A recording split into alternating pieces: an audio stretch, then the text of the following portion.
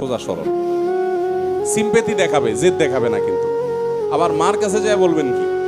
বলবেন মা, পরের মেয়ে। নবীজি কখনো বউয়ের গায়ে হাত তোলে নাই, কখনো মারে নাই। না হলে আমি উল্টা পাল্টা দেখলে আমি যে কি করতাম যদি জায়েজ হতো শরীয়তে।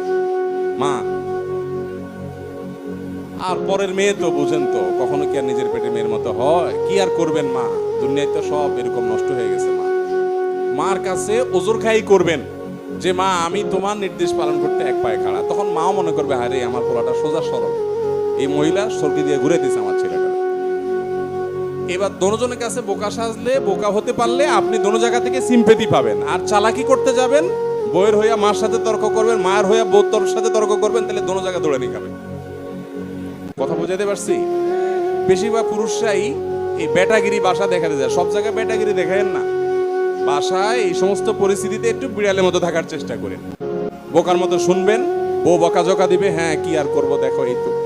এরকম করলে তখন বউ বেচারি মনে করবে যে আসলে এই লোকটা মানুষ ভালো, মানুষ ভালো, কিন্তু সে সোজা সরল, ভীতু প্রকৃতির, সাহস নাই মার বিরুদ্ধে একটা অন্যায়ের বিরুদ্ধে প্রতিবাদ করা। তখন আপনার প্রতি সে মায়া দেখাবে এবং বলবে তুমি বেকুব। বলবা হ্যাঁ আসলে আমি একটু বোকা শোকাই, আল্লাহ আমার বিবেক বুদ্ধি দেয় না, দোয়া করো, কি আর করবা। এরকম করবেন। আর যদি কাহিনী করতে যান, হ্যাঁ কি বলছে মা, কি বলছে বউ, তো সারাদিন বিশ্বযুদ্ধ বাসা ইউক্রেন রাশিয়ার মতো লাগেই থাকবো।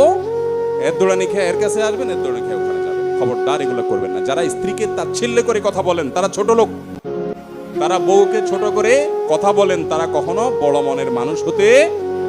একটা জয়ীফ হাদিস শুনেন, হাদিস আকারে বলছি না কিন্তু কথাটা সত্য, বিভিন্ন নুসুস থেকে এটি সাবেত করা যায়, মানাটা সাবেত হয়।